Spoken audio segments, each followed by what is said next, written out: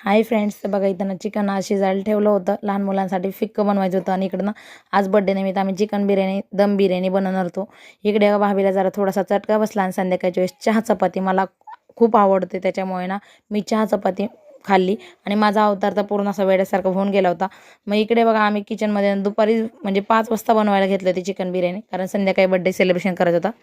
एका साईडला chicken magnet करायला ठेवलं आणि इथे ना भात पण शिजून झाला होता आणि जो वरतून मी कांदा टाकला त्याने आहा बिर्याणीची चवच वेगळी होऊन जाते.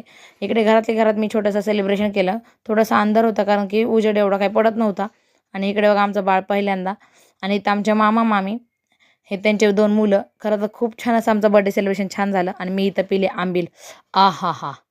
मग इथं त्यानंतर होती आज चिकन दम बिर्याणी. आमच्या बाबूने आज पहिल्यांदाच बिर्याणी खाल्ली म्हणून त्याला तिखट लागली आणि दुसरा मोबाईल बघतोय. आम्ही सगळेजणांसोबत मिळून जेवण केलं. तर व्हिडिओ इथंच एंड करते. गुड नाईट सर्वांना. बाय.